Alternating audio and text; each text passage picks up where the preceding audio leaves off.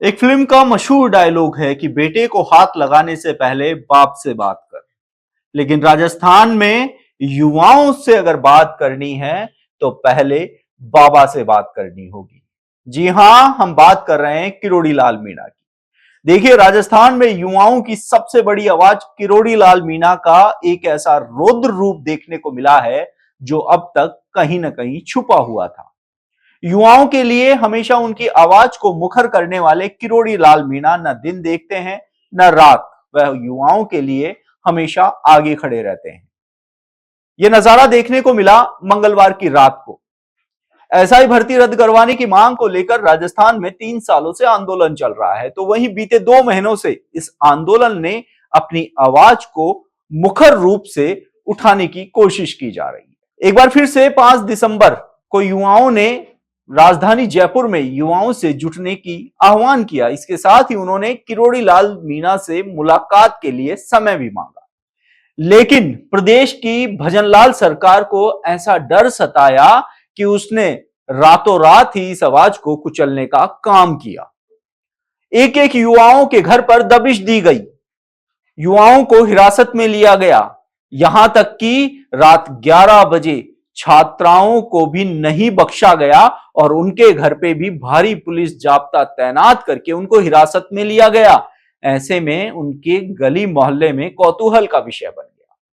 किरोड़ी लाल मीणा को जब इस बात की सूचना मिली तो वह रात 11:30 बजे पुलिस की इस बर्बरता को रोकने के लिए मौके पर पहुंचे और हिरासत में लिए हुए युवाओं को छुड़ाया। इसके साथ ही किरोड़ी लाल मीणा और पुलिस अधिकारियों के बीच में जोरदार झड़प भी देखने को मिली। अब बात कर लेते हैं सीएम भजनलाल शर्मा की। देखिए, कहा यूं जाता है कि यह डबल इंजन की सरकार है जहां सभी की बातें सुनी जाती हैं, मानी जाती हैं। लेकिन युवाओं पर जो बर्बरता की गई है उससे तो यूं लगता है कि यह डबल इंजन की हिटलरशाही सरकार है और यह आवाज उठाओगे तो आवाज को दबा दिया जाएगा।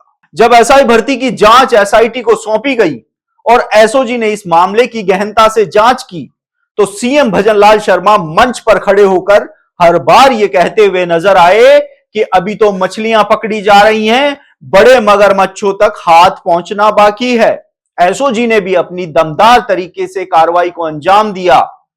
कई पेपर लीक माफियाओं को धरा, डमी अभ्यर्थियों को हिरासत में लिया तो ट्रेनी एसआईओं को भी उन्होंने नहीं बख्शा।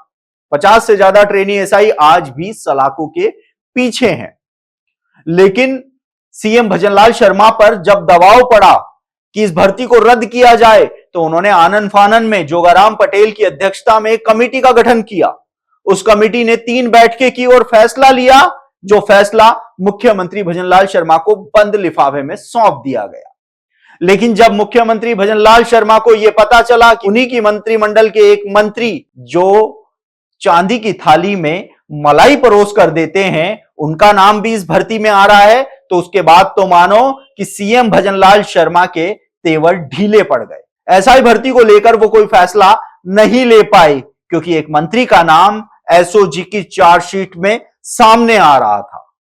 इसके साथ ही आरपीएससी के कई बड़े दिग्गज, इसके साथ ही बीजेपी के कई बड़े नेता, उनके नाम भी बताए जा रहे हैं कि एसओजी की चार्जशीट में हैं और वो भी एसओजी की रडार पर हैं। जिसके बाद सीएम भजनलाल शर्मा इस भर्ती पर फैसला लेने से डरते हुए नजर आए। जी हां, इस शब्द का इस्तेमाल इसलिए किया जा रहा है क्योंकि सीएम भजनलाल शर्मा मंच से खड़े होकर बड़ी बड़ी बातें करते हुए नजर आए थे कि बड़े मगरमच्छों को पकड़ा जाएगा, उनको सलाखों के पीछे पहुंचाया जाएगा। युवाओं के सपनों को जिसने बेचने का काम किया, उन सपनों को बेचने वाले लोगों को उनको जेलों की सलाखों के पीछे पहुंचाया जाएगा। लेकिन अपनों का ही जब नाम सामने आया तो ये सारे तेवर ढीले पड़ते हुए नजर आए। अब जोर किस पर चले? तो जोर चलाने के लिए सीएम भजनलाल शर्मा के सामने सबसे सॉफ्ट टारगेट है प्रदेश के युवा, क्योंकि ये युवा अपने हकों की आवाज बुलंद कर रहे हैं, आंदोलन कर रहे हैं। वो सिर्फ इसलिए कर रहे हैं कि एक बड़े स्तर पर जिस भर्ती परीक्षा में फर्जीवाड़ा हुआ वो भर्ती रद्द की जाए, और वो रद्द नहीं होती है तो आंदोलन किया जाएगा। लेकिन सीएम भजनलाल शर्मा को डर सता रहा है कि राइजिंग राजस्थान के दौरान प्रदेश में बड़े बड़े निवेशक आएंगे, प्रधानमंत्री नरेंद्र मोदी के राजस्थान आने की संभावना है। ऐसे में उनके सामने सीएम भजनलाल शर्मा का नाम नीचा ना हो जाए, सरकार की किरकिरी ना हो जाए, इसलिए सीएम भजनलाल शर्मा ने रात 11 बजे इन युवाओं पर बर्बरतापूर्ण कार्रवाई करते हुए उनको हिरासत में लेने का काम किया। लेकिन इन सब की रक्षा के लिए खड़े थे किरोड़ी लाल मीणा। सरकार किसी की भी हो, जब प्रदेश में कांग्रेस की सरकार थी तो उस समय भी युवाओं के लिए एक चेहरा सबसे आगे खड़ा हुआ नजर आता था, वो था किरोड़ी लाल मीणा।